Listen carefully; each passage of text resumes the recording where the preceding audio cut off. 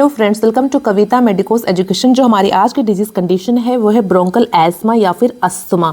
अगर आपको अपना प्रोनाउंसिएशन काफ़ी अच्छा करना है तो आप उसको एस्मा पढ़ सकते हो, बट इसको हम कॉमन लैंग्वेज में अस्थमा बोलते हैं। तो ये अस्थमा की जो बीमारी है ये हमारे लंग्स में कहाँ पर होती है? तो देखो, ये हमारी ट्रेकियोब्रोंकियल की बीमारी है। ठीक है, जब भी हम नाक से या मुँह से सांस लेते हैं तो फेरिंग्स में जाएगा, फिर लैरिंग्स में, फिर ट्रेकिया में। ट्रेकिया मतलब होता है हमारा विंड पाइप। ये ट्रेकिया विंड पाइप नीचे आके दो भागों में बढ़ जाएगा जिन्हें हम ब्रोंकाई ब्रोंक्यूल्स बोलते हैं। फिर ये दोनों ब्रांचेस हर एक लंग्स के अंदर बहुत छोटी छोटी अन्य ब्रांचेस से बढ़ जाती है जिन्हें primary bronchioles, secondary bronchioles, tertiary bronchioles, terminal bronchioles बोलते हैं। ठीक है, और यहाँ लास्ट में इन ब्रांचेस से हमारा एल्वुलाई अटैच होता है जहाँ पर गैसेस एक्सचेंज होता है। तो अस्थमा जो बीमारी है वो हमारी ट्रेकियोब्रोंकियल ट्री की बीमारी है। मतलब जो सांस की जो नलियाँ हैं, छोटी छोटी जो ट्यूब्स होती है, इन्हीं में ही अस्थमा बीमारी होती है। जो डीप इनसाइड और छोटी छोटी ब्रांचेस है ट्यूब्स की, इनमें ज्यादातर अस्थमा की कंडीशन देखी गई है। ठीक है, तो ये हमारी ट्रेकियोब्रोंकियल ट्री की बीमारी है।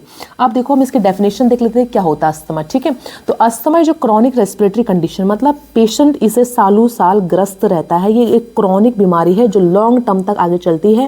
कैरेक्टराइज्ड बाय, इसको हम कैसे पहचानेंगे? इसमें पेशेंट में इन्फ्लामेशन होगा, मतलब जो इसकी ब्रांचेस होती है, ब्रोंकाई ब्रोंक्यूल्स होती है, इनमें इन्फ्लामेशन होता है, इनमें स्वेलिंग आती है। ठीक है ना, इनमें ऑब्स्ट्रक्शन होगा। ऑब्स्ट्रक्शन कैसे? मतलब पेशेंट ढंग से सांस नहीं ले पाएगा, ऑक्सीजन अंदर नहीं आ पाएगा और CO2 बाहर नहीं जा पाएगा। ठीक है, उसको पेशेंट को ब्रीथिंग में डिफिकल्टी होती है, वो अच्छे से ऑक्सीजन को अंदर इनहेल नहीं कर पाता है और CO2 को बाहर नहीं छोड़ पाता है। ठीक है, ऑब्स्ट्रक्शन होगा। And narrowing of the Airways, और जो सांस की नलियां हैं ये बिल्कुल सिकुड़ जाएंगी, नैरो हो जाएंगी, मतलब इनका डायमीटर काफ़ी कम हो जाएगा, इनमें नैरोनेस आ जाएगी, बहुत सिकुड़ जाएंगे, जिससे पेशेंट सांस को अंदर नहीं खींच पाएगा और बाहर भी नहीं छोड़ पाएगा, leading to difficulty in breathing. ठीक है, पेशेंट को सांस में दिक्कत आएगी। 3 जो मुख्य सिम्टम्स हम देखते हैं अस्थमा के पेशेंट में, पहला है खांसी, पेशेंट को बहुत सारा कफ आता है। दूसरा है विजिंग, मतलब जब वो CO2 को बाहर छोड़ेगा, जब भी वो एक्सेल आउट करेगा तो उसके जो नाक है, जो उसका लंग्स है, उससे सीटी जैसी आवाज़ आएगी, विस्लिंग साउंड आएगी। और तीसरा क्या होता है? पेशेंट को डिफिकल्टी होती है ब्रीथिंग में। ठीक है, सांस नहीं खींच पाता हो। अब ये क्या होता है? It is hyperactive response of tracheobronchial tree. ऐसा नहीं कि अस्थमा हर व्यक्ति में होता है, कुछ लोगों में ऐसा होता है कि जो उनकी ट्रेकियोब्रोंकियल ट्री है ना, वो हाइपर एक्टिव वे में रिस्पॉन्स करती है। किस चीज़ के लिए? To a variety of stimuli. Stimuli क्या है? देखो, अस्थमा कैसे होता है? स्टिमुलाई क्या है? हमारे आसपास जो धूल मिट्टी है, पोलन ग्रेन्स है, ठंड का मौसम है, केमिकल फ्यूम्स है, परफ्यूम है, या फिर पेंट की स्मेल है। उन लोगों को पेंट की स्मेल से भी अस्थमा होता है। ठीक है, आप मान लो 10 लोग एक जगह खड़े हैं, ठीक है, वहाँ पर पोलन ग्रेन, मतलब जिस टाइम बसंत का मौसम चलता है और फूलों के बीज उड़ते हैं, या फिर कोई केमिकल है या फिर डस्ट पार्टिकल है। एक नॉर्मल हेल्दी व्यक्ति अगर डस्ट पार्टिकल को अंदर इनहेल कर देगा, पॉल्यूशन को अंदर इनहेल कर देगा, तो उसकी बॉडी उसको छींक कर या फिर खांस कर बाहर निकाल देगी। बट जो व्यक्ति अस्थमा से ग्रस्त होगा उसमें ऐसा नहीं होता है। उसकी ट्रेकियोब्रोंकियल ट्री हाइपर एक्टिव वे में रिस्पॉन्स करती है। किसको? उस सेम इन्वायरमेंट के चीज़ों को जो हमारे आसपास स्टिमुलाई है, जैसे कि धूल मिट्टी हो गया, पोलन ग्रेन हो गया, कुत्ते बिल्ली के बाल हो गए, पेंट हो गया, किसी चीज़ की स्मेल हो गई। ठीक है, तो उसका ट्रेकियोब्रोंकियल ट्री उसको हाइपर एक्टिव वे में इस रिस्पॉन्स करता है। It is relieve spontaneously. कई बार पेशेंट को अस्थमा का अटैक आता है और वो कुछ टाइम अपना आप ठीक हो जाता है, या फिर पेशेंट को थेरेपी लेनी पड़ती है। अस्थमा वाले व्यक्ति के पास एक पंप होता है जिसको हम मीटर डोज इनहेलर बोलते हैं, उसके थ्रू पेशेंट अपनी मेडिसिन लेता है और वो ठीक हो जाता है। देखो, यहाँ पर मैंने 2 ब्रांचेस दिखा रखी है। पहला है रिलैक्स स्मूथ मसल्स। यहाँ पर पेशेंट के जो मसल्स है ब्रोंकाई ब्रोंक्यूल्स में बिल्कुल रिलैक्स्ड है, मतलब यहाँ पर एयर अच्छे से अंदर आ सकती है और जा सकती है। ये देखो, इस वाले डायग्राम में मैंने ना कौन सा ब्रोंकाई ब्रोंक्यूल्स दिखा रखा है? अस्थमा वाले व्यक्ति का ब्रोंकाई ब्रोंक्यूल्स दिखा रखा है। इसमें जो स्मूथ मसल्स है ना वो टाइट हो चुकी है, उनमें सिकुड़न आ चुकी है, वो उनमें ब्रोंकोस्पाज्म हो चुका है। इसलिए यहाँ पर पेशेंट को अस्थमा अटैक के टाइम पे ये ट्यूब बिल्कुल नैरो हो जाएंगी और ये मसल्स बिल्कुल टाइट हो जाएंगी और पेशेंट को यहाँ म्यूकस का प्रोडक्शन भी हो जाएगा। ठीक है, अब देखो होता क्या है सिर्फ अस्थमा वाले व्यक्ति में? होता क्या है, जब अस्थमा वाले व्यक्ति को मान लो पोलन ग्रेन से एलर्जी है, जिस टाइम पे बसंत का मौसम आता है और फूलों के बीज जिस टाइम पे हवा में होते हैं, या फिर डस्ट पार्टिकल है, या फिर पेंट की खुशबू है, तो होता क्या है, जब उस चीज़ के पार्टिकल पेशेंट के अंदर जाते हैं, वो उसको इनहेल करता है, तो उसके जो रेस्पिरेटरी ट्रैक्ट होता है ना, उसमें डेंड्रेटिक सेल्स होते हैं। वो dendritic cell as a villain का काम करती है। वो हमारे CD4 T सेल को बोलती है कि जो भाई जो डस्ट पार्टिकल है, पोलन ग्रेन है, ये क्या है? एंटीजन है, मतलब ये फॉरेन पार्टिकल है। अब ध्यान रहे, जब भी हमारी बॉडी में कोई एंटीजन या फॉरेन पार्टिकल आता है तो हमारी बॉडी एंटीबॉडीज बनाती है। बल्कि एक हेल्दी जो व्यक्ति अगर धूल मिट्टी को इनहेल कर लेगा, उसकी जो बॉडी होगी वो उसको छींक कर या खांस कर बाहर निकाल देगी। बट अस्थमा वाले व्यक्तियों में ऐसा नहीं होता है, ठीक है। उनकी जो डेंड्रिटिक सेल होती है यहाँ पर ये विलन का काम करेंगी और हमारे CD4 टी सेल से बोलेंगी भाई ये एंटीजन है, ये फॉरेन पार्टिकल है। यहाँ पर फिर CD4 टी सेल के निकाले कुछ केमिकल्स निकालना शुरू कर देगा, बहुत तरह के केमिकल्स निकालता है, बट हमको मेन 3 पढ़ने हैं। पहला है इंटरल्यूकिन 3। इंटरल्यूकिन 3 ना एसिनोफिल्स बनाता है। क्या बनाता है? एसिनोफिल बनाता है, ठीक है, एसिनोफिल बनाता है। ये एसिनोफिल क्या करेगा? बहुत ज़्यादा इन्फ्लामेशन, इरिटेशन और बाकी जो केमिकल्स है उनको रिलीज करता है हमारे ब्रोंकाई ब्रोंक्यूल्स में, ठीक है। इंटरल्यूकिन 3 क्या करता है? म्यूकस का प्रोडक्शन कराता है। मतलब जो हमारा जो सब म्यूकोजल ग्लैंड होते, सब म्यूकोजल ग्लैंड में जो हमारे म्यूकस ग्लैंड्स होते हैं उनके साइज को भी इंक्रीज कर देगा और उनके नंबर को भी इंक्रीज कर देगा। कौन? इंटरल्यूकिन 13, ठीक है। इंटरल्यूकिन 4 से हमारे IgE टाइप के एंटीबॉडीज बनते हैं। अब पेशेंट की बॉडी में एंटीबॉडी बन चुकी है, जो किसने बनाई? इंटरल्यूकिन 4 ने बनाई। ये IG एंटीबॉडी हमारे जो रेस्पिरेटरी सिस्टम होता है उसमें बहुत तरह के मास्ट सेल होते हैं, ये एंटीबॉडी इस मास्ट सेल से अटैच हो जाएगा। जब दोबारा से पेशेंट कभी धूल मिट्टी के संपर्क में आएगा, पॉलन ग्रेन के संपर्क में आएगा, तो वो एंटीजन यहाँ के चिपक जाएगा एंटीबॉडी से। जैसी एंटीजन एंटीबॉडी मिलते हैं तो कोई ना कोई मरता है। इसमें कौन मरेगा? मास्ट सेल, उसको बोलते हैं हम degranulation of mast cell. Mast cell यहाँ फट जाएगा और बहुत सारे केमिकल्स निकालेगा, जो केमिकल हमारे रेस्पिरेटरी सिस्टम को नुकसान पहुँचाएंगे, वहाँ पर इन्फ्लामेशन कॉज करेंगे, वहाँ पर नैरोनेस कॉज करेंगे। खासकर कौन सा केमिकल निकलता है? ल्यूकोट्राइन निकलता है। कौन सा निकलता है? ल्यूकोट्राइन। अब देखो अस्थमा वाले व्यक्ति में 3 तरह की प्रॉब्लम्स देखी गई है। 3 तरह की प्रॉब्लम्स कौन कौन सी होती है अस्थमा वाले व्यक्ति में? मेन है एयरवे इन्फ्लामेशन, मतलब उसका एयरवे है उसमें इन्फ्लामेशन होगा, उसमें स्वेलिंग होगी। दूसरा है उसका जो एयरवे है वो हाइपर रिस्पॉन्स करेगा, मतलब वो हाइपर एक्टिव वे में रिस्पॉन्स करेगा किसी भी चीज़ के लिए, ठंड के मौसम के लिए या फिर पॉलन ग्रेन के लिए, डस्ट पार्टिकल के लिए, किसी भी चीज़ के लिए वो हाइपर एक्टिव में रिस्पॉन्स करेगा। तीसरा है ब्रोंकोस्पाज्म, कि उनके जो ब्रोंकाई ब्रोंक्यूल्स हैं उनमें स्पाज्म होगा, उनमें बहुत अधिक कॉन्ट्रैक्शन होगा, ठीक है। अब देखो टाइप्स ऑफ एस्थमा, ठीक है, बहुत तरह के अस्थमा होते हैं। पहला हम पढ़ लेते हैं एक्सट्रेंसिक, मतलब एलर्जिक। एक्सट्रेंसिक मतलब एक्सटर्नल फैक्टर, बाहर के जो फैक्टर्स है उसके कारण अस्थमा हो रहा व्यक्ति में। एलर्जेंस लाइक जैसे कि पॉलन ग्रेन्स हो गया, जिस टाइम बसंत का मौसम आता है फूलों के बीज से होता है। पेट डेंटर, अगर घर में आप कुत्ता बिल्ली पालते हो, डस्ट माइट्स वगैरह हो गया, मतलब जो खटमल वगैरह होते हैं घर में, अगर फंगस लगा, काला काला फंगस जो होता है, मोल्ड, या फिर कुछ खाने की चीज़ों से, कुछ लोगों को दही से एलर्जी होती है, कुछ लोगों को किसी तरह के वाइन से, शराब से, बहुत तरह के जो फूड आते हैं उनसे एलर्जी होती है, ठीक है। तो एक्सट्रेंसी फैक्टर खासकर छोटे बच्चों में देखा गया है। इसको हम इजीली ट्रीट कर सकते हैं, क्योंकि हम पेशेंट को बोलेंगे भाई अगर बाहर धूल मिट्टी से दूर रहो, ठीक है, अगर बाहर फंगस है उससे दूर रहो। नेक्स्ट यहाँ पर इंट्रेंसिक अस्थमा नॉन एलर्जिक, ठीक है। इंट्रेंसिक मतलब होता है ऐसे फैक्टर्स जिनको ट्रीट कर पाना थोड़ा मुश्किल होता है, क्योंकि इसमें हम पेशेंट को हम कारण पता लगा नहीं पाते, ठीक है। Triggered by factors unrelated to allergies, मतलब इसमें अलग ही फैक्टर्स होते हैं। जैसे कि पेशेंट अगर बहुत अधिक स्ट्रेस ले रहा है, कुछ लोगों को अधिक स्ट्रेस लेने से भी अस्थमा होता है। अगर कोई पेशेंट बहुत अधिक एक्सरसाइज कर रहा है, बहुत सारी एक्सरसाइज कर रहा है हद से ज़्यादा, तो उसको अस्थमा के अटैक आते हैं। ठंडा मौसम है, कोल्ड इन्वायरमेंट, उससे अस्थमा होता है। स्मोक, धूल मिट्टी वगैरह संपर्क में, केमिकल से, पॉल्यूशन, उससे अस्थमा होना। किसी को कोई और डिजीज कंडीशन है उसके थ्रू उसको अस्थमा अटैक आ रहे हैं, या फिर केमिकल्स वगैरह जो बाहर फैक्ट्री में केमिकल्स निकलते हैं उनसे भी अस्थमा अटैक आते हैं, ठीक है। ये खासकर 35 ईयर एज के बाद लोगों में देखा गया है। नेक्स्ट है एक्सरसाइज इंड्यूस्ड अस्थमा, जैसे कि इसका नाम है एक्सरसाइज, मतलब अगर पेशेंट खूब सारी एक्सरसाइज कर लेता है, वो भी ठंड के मौसम में और ड्राई एयर में, तब उसको अस्थमा के अटैक आते हैं। Exercise induced bronchoconstriction, exercise अधिक करने से उसके ब्रोंकाई में कॉन्स्ट्रिक्शन आता है, उसके ब्रोंकाई में नैरोनेस आती है, उसके ब्रोंकाई सिकुड़ जाते हैं। ट्रिगर्ड बाय फिजिकल एक्टिविटी, अपनी शारीरिक क्षमता से अधिक एक्सरसाइज करना वो भी नुकसान करता है। ऑक्यूपेशनल मतलब हमारा वर्क प्लेस, जिस जगह हम काम करने जा रहे हैं, जैसे कि एक्सपोजर टू इरिटेंट्स, हमको इरिटेंट्स मतलब हम जिस जगह काम करने जा रहे हैं वहाँ से हमको अस्थमा हो गया। जैसे कि कुछ लोग कहाँ केमिकल फैक्ट्री में काम करते हैं, या फिर फ्यूम्स जहाँ भट्टी वगैरह वहाँ काम करते हैं, डस्ट जहाँ पर सीमेंट बनता है, जहाँ पर पत्थर तोड़े जाते हैं, जहाँ पर ईंट वगैरह बनती है, वहाँ पर डस्ट पार्टिकल से एलर्जी होना, या फिर कुछ एलर्जेंस भी उसके कारण है। नॉक्टर्नल मतलब रात के time, patient symptoms at worse at night, ठीक है। पेशेंट के सिम्टम्स और भी खतरनाक होते हैं रात के टाइम पे, और इसमें पेशेंट की नींद भी डिस्टर्ब होती है, ठीक है ना, उसको बोलते हैं नॉक्टर्नल अस्थमा। नेक्स्ट देखो इंटरमिटेंट, इंटरमिटेंट मतलब होता है पेशेंट को रुक रुक के अस्थमा आना, ठीक है। इसमें क्या होता है, पेशेंट को अस्थमा का अटैक आता है, फिर पेशेंट ठीक हो जाता है। This type of asthma comes and goes, मतलब पेशेंट को अस्थमा आता है फिर जाता है। So you can feel normal in between asthma फ्लेयर्स, और पेशेंट को बिल्कुल नॉर्मल लगेगा अस्थमा फ्लेयर के टाइम पे, ठीक है। परसिस्टेंट मतलब होता है लगातार पेशेंट को अस्थमा के अटैक आना, इसमें 3 तरह की हमने कैटेगरी बांटी है। पहली है माइल्ड, फिर है मॉडरेट, फिर है सीवियर। ठीक है, माइल्ड मतलब पेशेंट को हफ्ते में 2-3 बार अस्थमा का अटैक आना या फिर महीने में 3 से 4 बार अस्थमा का अटैक आना। मॉडरेट मतलब होता है पेशेंट को एक दिन के अंदर कम से कम 2 बार अस्थमा का अटैक आना। और सीवियर मतलब होता है एक दिन में लगातार अस्थमा के अटैक आना, उसको बोलते हैं हम परसिस्टेंट अस्थमा। ठीक है, फिर है मिक्स्ड, इसका नाम ही मिक्स्ड अस्थमा, मतलब इसमें बाहर के फैक्टर्स भी इन्वॉल्व है और इंट्रिंसिक भी है। पेशेंट अगर पॉल्यूशन में, केमिकल फ्यूम्स में जा रहा है या फिर उसको स्ट्रेस है या इमोशनली डिप्रेस्ड है, मतलब इसमें एक्सट्रिंसिक फैक्टर भी इंट्रिंसिक भी है। कफ वेरिएंट मतलब होता है पेशेंट को ना इसमें सिर्फ खांसी, ड्राई, इसमें पेशेंट को सिर्फ सूखी खांसी होती है, उसके अलावा कोई भी सिम्टम्स पेशेंट में नजर नहीं आते। इससे पेशेंट को अस्थमा के कोई अदर सिम्टम्स नहीं होते, सिर्फ खांसी होती है। ठीक है, फिर नेक्स्ट देखो कॉजेस एंड रिस्क फैक्टर। ठीक है, क्या क्या कारण है, क्या क्या रिस्क फैक्टर है अस्थमा के। देखो एग्जैक्ट कॉज आर अननोन। ठीक है, अभी तक जो मुख्य कारण है, मेन जो कॉज है अस्थमा के, वो अभी तक अननोन है, मतलब कोई भी इसका ठोस सबूत नहीं है। दूसरा क्या है, combination of genetic and environmental exposure.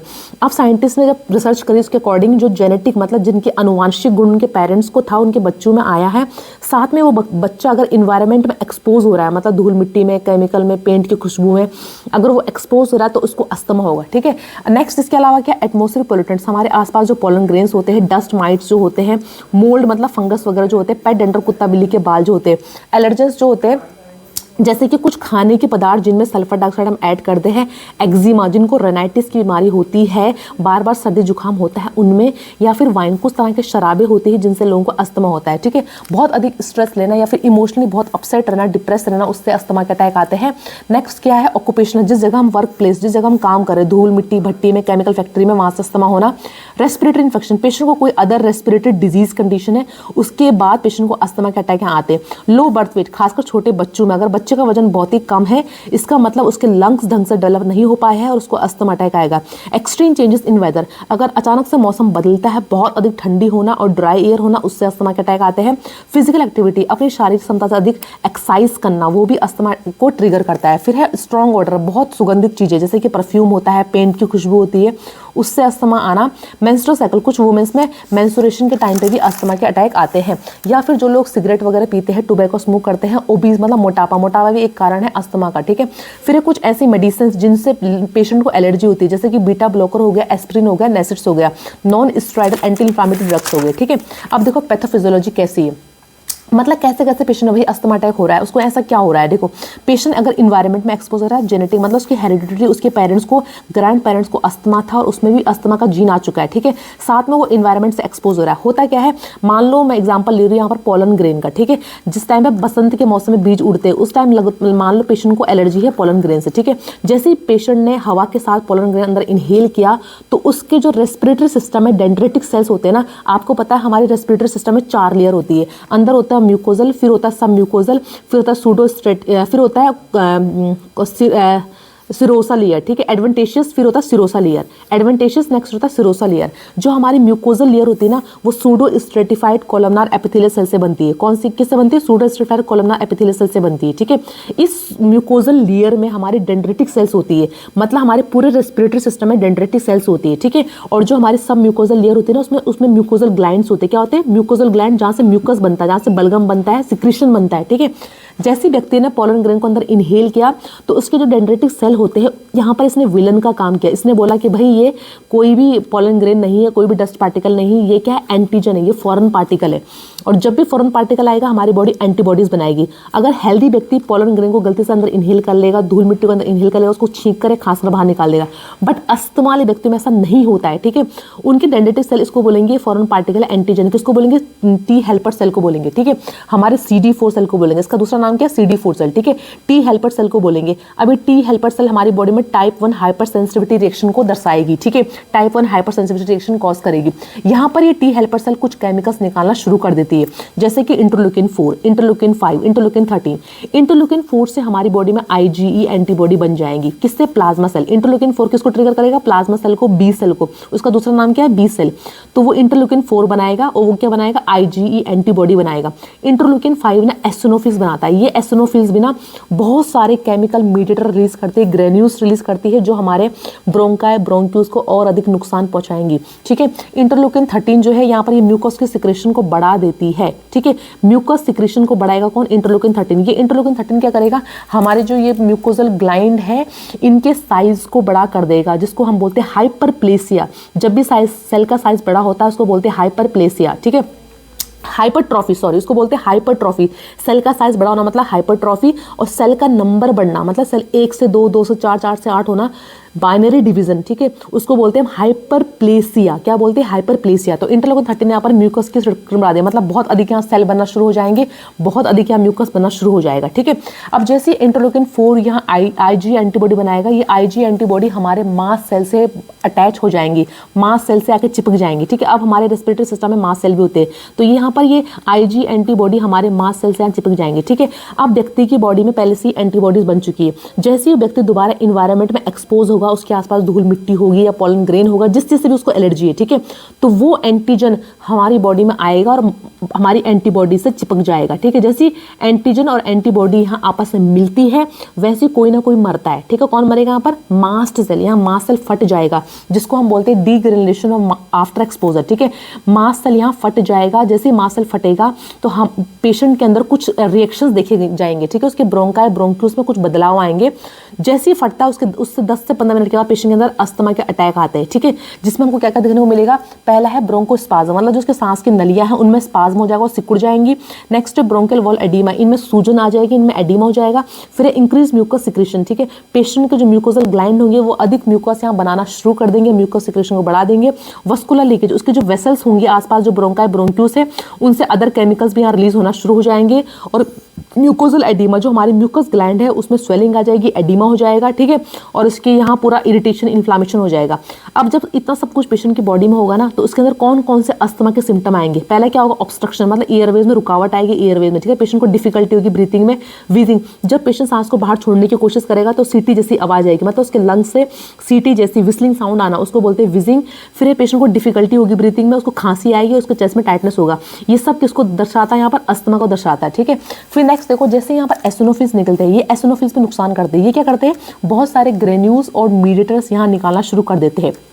अब देखो, पेशेंट में एक होता है अर्ली फेस रिएक्शन जो 10 से 15 मिनट के अंदर आता है, एक होता है लेट फेस रिएक्शन, मतलब अब पेशेंट किसी भी इन्वायरमेंट फैक्टर के एक्सपोजर में नहीं आया, उसके आसपास पॉलन ग्रेन नहीं है, पर उसको मतलब 24 से लेकर 48 आवर्स के अंदर उसके अंदर कुछ और सिम्टम्स देखे गए, उसकी बॉडी में कुछ और चेंजेस आएंगे, जबकि उसके आसपास कोई भी स्टिमुलाई नहीं है, कोई भी धूल मिट्टी पॉलन ग्रेन नहीं है। तब भी क्या होगा? यहाँ पर इन्फिल्ट्रेशन होगा, मतलब अब उसके ब्रोंकाई ब्रोंक्यूल्स में और अन्य चीजें आनी शुरू हो जाएंगी, जैसे कि वहाँ इसिनोफिल्स आएंगे, वहाँ न्यूट्रोफिल्स आएंगे, मतलब जो और भी WBC है वो यहाँ आना शुरू हो जाएंगी।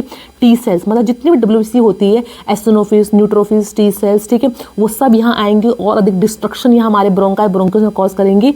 पेशेंट के जो ब्रांचेस होंगे वो हाइपर एक्टिव वे में रिस्पॉन्स करेंगे, जो उसके ब्रांचेस है वो काफी हाइपर एक्टिव में रिस्पॉन्स करेंगी और वहाँ पर इन्फ्लामेशन स्वेलिंग को कॉज कर देंगी। ठीक है, अब देखते हैं हम क्या क्या ऐसे लक्षण है, क्या क्या ऐसे क्लिनिकल मैनिफेस्टेशन है, साइन एंड सिम्टम्स है जो हमको अस्थमा वाले व्यक्ति में देखने को मिलते हैं। पहला है विजिंग। पेशेंट, आपको ध्यान रखना है, जब भी अस्थमा वाला व्यक्ति होगा ना, उसको सांस को बाहर निकालने में दिक्कत आएगी, मतलब विजिंग साउंड आएगी, सीटी जैसी आवाज आएगी। अब सीटी जैसी आवाज क्यों आ रही है? क्योंकि उसके ब्रोंकाई ब्रोंक्यूल्स से वो सिकुड़ चुके हैं, नैरो हो चुके हैं। तो जब यहाँ CO2 पास होगा, जब CO2 गैस बाहर निकलेगी तो ये इससे टकराते हुए निकलेगी, इसलिए पेशेंट के ब्रोंकाई ब्रोंक्यूल्स से सीटी जैसी आवाज आएगी। कफिंग, पेशेंट को यहाँ खांसी होगी। खांसी क्यों होगी? इससे पेशेंट को खांसी लगातार भी हो सकती है, रुक रुक कर भी खांसी हो सकती है, और पेशेंट को हमेशा ड्राई या फिर म्यूकस वाला खांसी होगा। शॉर्टनेस ऑफ ब्रेथ, अस्थमा वाले व्यक्तियों में डिस्निया होता है, डिफिकल्टी होती है ब्रीथिंग में। ठीक है, उनके चेस्ट में टाइटनेस होगा, हैवीनेस होगा। ठीक है, ऐसा लगेगा कोई भारीपन होगा चेस्ट में। क्यों? क्योंकि जब वो सांस अंदर खींचने की कोशिश करते हैं वो तो अपनी चेस्ट की मसल्स को, नेक की मसल्स को, शोल्डर की मसल्स को, सबको यूज करते हैं। ठीक है, जिसकी वजह से चेस्ट में टाइटनेस रहेगा, चेस्ट में हैवीनेस रहेगा। नेक्स्ट देखो, फिर नेक्स्ट क्या है? साइनोसिस। साइनोसिस भाई क्यों हो रहा है? देखो, पेशेंट अंदर अच्छे से ऑक्सीजन नहीं ले पा रहा है, इसका मतलब उसके ब्लड में भी ऑक्सीजन कम है। अगर ब्लड में ऑक्सीजन कम है तो हमारे सारे सेल एंड टिश्यू तक ऑक्सीजन कम जाएगा।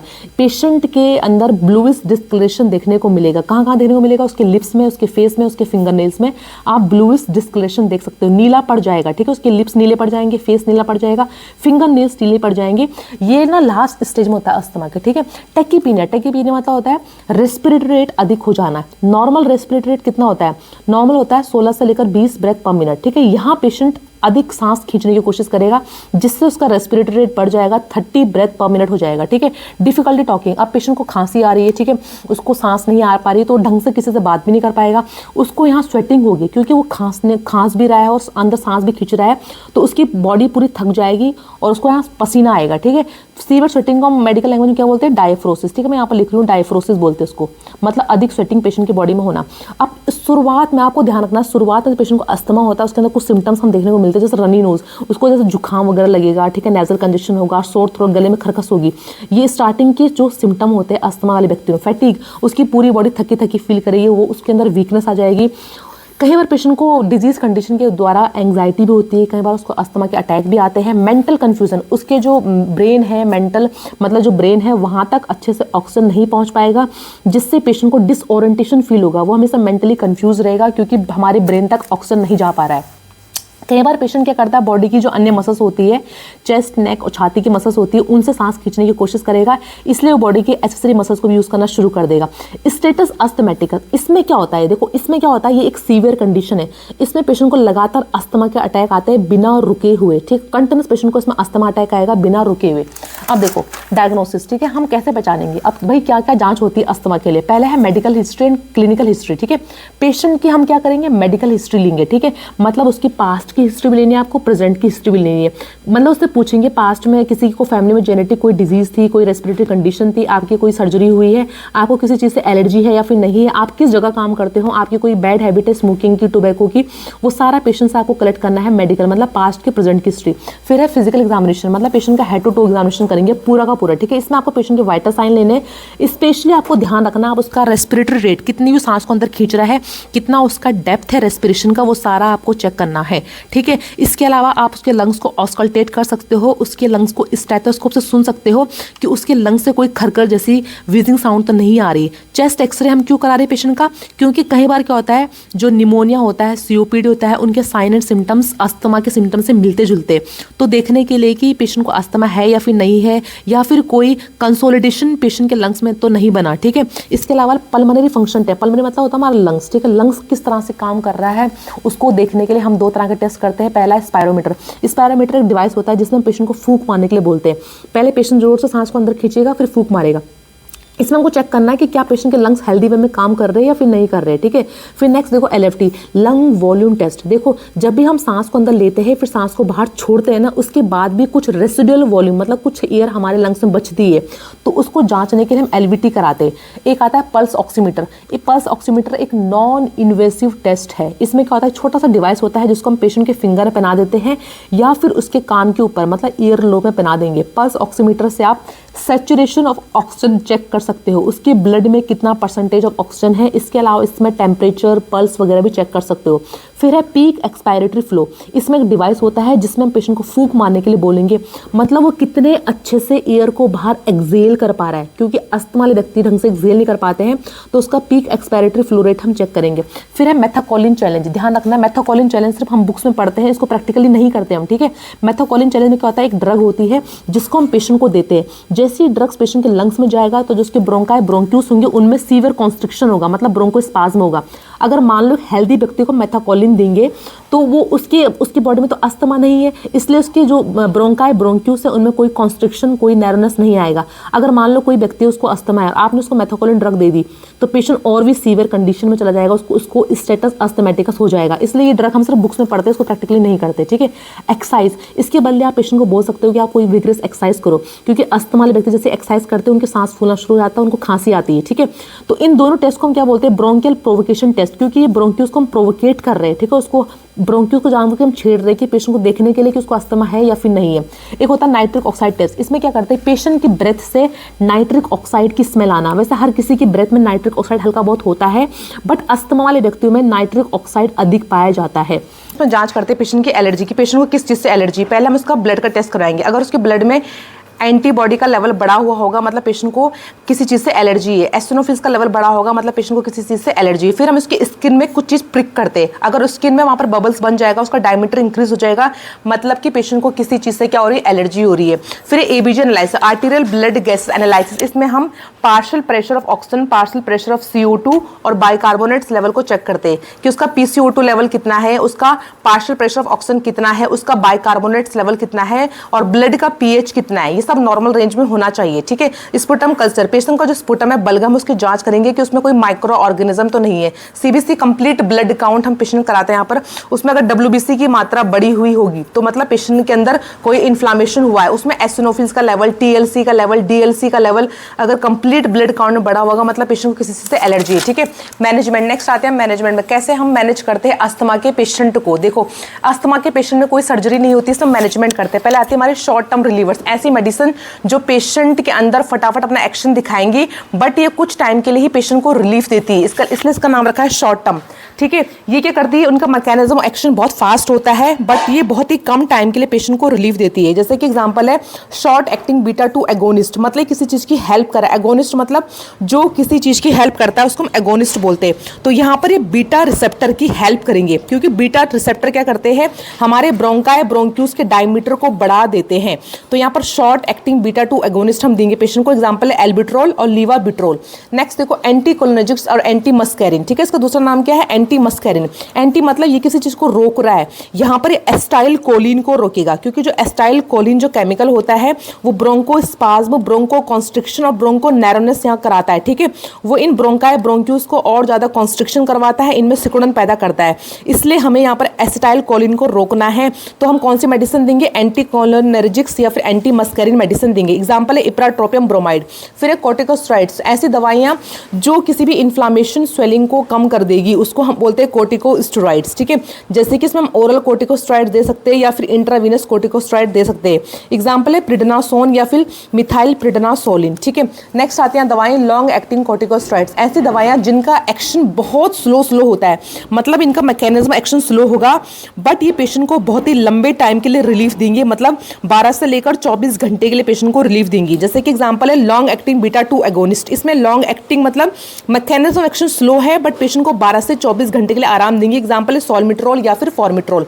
फिर है इनहेल्ड कॉर्टिकोस्टेरॉइड्स, एंटी इन्फ्लामेटरी जिन्हें हम ड्रग्स बोलते हैं, जो इन्फ्लामेशन को स्वेलिंग को कम करती है। इसको हम इनहेलेशन के थ्रू, भाप के थ्रू भी ले सकते हैं। एग्जांपल है फ्लूटाकोजोन, प्रोपेनाइट और ब्यूडेनोसनाइड, ठीक है। फ्लूटिकाजोन या फिर प्रोपेनाइट या फिर ब्यूडेनोसनाइड। फिर है ल्यूकोट्राइन रिसेप्टर एंटागोनिस्ट। देखो यहाँ पर जब भी मास्ट सेल फटता है ना तो उस टाइम पे कौन सा केमिकल निकलता है, ल्यूकोट्राइन। ये ल्यूकोट्राइन क्या करता है, ब्रोंकाई ब्रोंक्यूल्स में स्पाज्म कॉज करता है, ब्रोंको कॉन्स्ट्रिक्शन कॉज करता है, ठीक है। हमको ब्रोंक्यूल्स को सिकुड़ने नहीं देना, इसलिए हम एंटागोनिस्ट दे रहे हैं, मतलब ल्यूकोट्राइन के एक्शन को रोक रहे हैं, हम उसको वहां पर रिसीव नहीं करने दे रहे, उसको रोक रहे, ठीक है। इसमें हम दवाई देंगे मोन्टाल्यूकास। फिर है मास्ट सेल स्टेबलाइजर, जिस टाइम मास्ट सेल का डीग्रेनुलेशन होता है, मास्ट सेल फटता है, उस टाइम पे ल्यूकोट्राइन निकलता है, हिस्टामिन निकलता है, प्रोस्टाग्लैंडिन निकलते हैं, बहुत सारे केमिकल्स निकलते हैं जो ब्रोंको स्पाज्म और ब्रोंको कॉन्स्ट्रिक्शन कॉज करते हैं, ठीक है। इसलिए हम मास्ट सेल को फटने नहीं देंगे, उसको डीग्रेनुलेशन नहीं होने देंगे। एग्जांपल है क्रोमलाइन सोडियम। नेक्स्ट देखो ड्रग इनहिबिटिंग IG, एंटीबॉडी के एक्शन को रोकना, उससे बोलते हैं IgE के एक्शन को रोकना। यहाँ पर ये कर रहा है, एंटीबॉडी के एक्शन को रोक रहा है, मतलब एंटीबॉडी को मास्ट सेल पे नहीं जुड़ने दे रहा। एग्जांपल है ओमलाजोम, ठीक है। नेक्स्ट देखो यहाँ पर क्या आता है, नर्सिंग मैनेजमेंट। हम किस तरह से एज ए नर्स और जनरल मैनेजमेंट करेंगे अस्थमा वाले पेशेंट का। पहले तो पेशेंट का मॉनिटर करना, respiratory rate, depth, effort, maintain patent Airways, ठीक है। उसका पूरा वाइटल साइन आपको लेना है, स्पेशली उसका रेस्पिरेटरी रेट कैसे ले रहा है पेशेंट, सही से रेस्पिरेशन कर रहा है या नहीं कर रहा, उसकी सांस और डेप्थ कितनी खींच पा रहा है, उसके एयरवेज को, पेटेंट एयरवेज को मेंटेन करना है। दूसरा है एसेस ऑक्सीजन सैचुरेशन, ठीक है। Provide supplemental oxygen. पेशेंट को अगर ऑक्सीजन में दिक्कत हो रही है तो आप उसको बाहर से नेजल कैनुला या ऑक्सीजन मास्क के थ्रू ऑक्सीजन वगैरह प्रोवाइड कर सकते हो। Place the patient in Fowler position for lung expansion, ठीक है। अगर पेशेंट को दिक्कत हो रही बैठने में तो उसको आप हाई फोवलर या फिर सेमी फोवलर पोजीशन दे सकते हो, ताकि उसके लंग्स वगैरह अच्छे से एक्सपेंड हो सके और वो अच्छे से ब्रीथिंग परफॉर्म कर सके। रिड्यूस एक्सपोजर टू एलर्जेंस, ठीक है। और अगर उसके आसपास कोई एलर्जेंस है, एलर्जी वगैरह है, तो उसको बोलना है कि उस धूल मिट्टी, पॉलन ग्रेन, डस्ट पार्टिकल, जिस चीज से भी एलर्जी है उस चीज से पेशेंट को दूर रहना है। ऐसे the patient peak flow, touch, correct use of inhaler, ठीक है। पेशेंट का पीक फ्लो मीटर नापना है, मतलब कितना एक्सपायरेशन कर पा रहा है ईयर का, किस तरह से वो अपने पंप को, मीटर डोज इनहेलर को यूज़ कर रहा है, उसको सही तरीका बताना है, ठीक है। Encourage in deep breathing and coughing exercise, patient को डीप ब्रीथिंग एक्सरसाइज सिखानी है, खांसी कैसे करनी है, कफ को कैसे बाहर निकालना है, वो सब पेशेंट को बताना है। इनकरेज एडिक्वेट फ्लूइड इंटेक, जितना पेशेंट लिक्विड लेगा, पानी लेगा, उससे उसका बलगम पतला हो जाएगा और इजीली वो बलगम को बाहर निकाल सकता है, ठीक है। तो उसको एनकरेज करना है कि फ्लूइड लेना, पानी बहुत सारा पीना है। एडमिनिस्टर मेडिकेशन, टाइम पे मेडिसिन पेशेंट को देनी है। फिर पेशेंट को हेल्दी वेट, क्योंकि जो मोटे लोग होते हैं उनमें बहुत सारी बीमारियां होती है, तो उनको बताना है कि अपना वेट भी रिड्यूस करना है, ठीक है। नेक्स्ट देखो, प्रैक्टिस रिलैक्सेशन टेक्निक, पेशेंट को योगा वगैरह, मेडिटेशन कैसे करना है, वो सारी टेक्निक सिखानी है। Influenza pneumococcal vaccine to prevent respiratory infection, ठीक है। जो मेडिसिन आती है इन्फ्लुएंजा निमोकोकल, उसको बच्चों में और बड़े जो एडल्ट है उनमें टाइम टू टाइम लगवाना, ताकि कोई भी रेस्पिरेटरी इन्फेक्शन ना हो। मॉनिटर फॉर कॉम्प्लिकेशन, अस्थमा के जो अलग कॉम्प्लिकेशन है, जैसे कि स्टेटस अस्थमेटिकस है, पेशेंट का लंग अगर फेल हो रहा है, रेस्पिरेटरी फेलियर हो रहा है, उसको रोकना और कॉम्प्लिकेशन को मॉनिटर करना। फ्रेंड्स, अगर आप लोगों को मेरी वीडियो पसंद आती है तो please like, share and subscribe for more new videos. Thank you.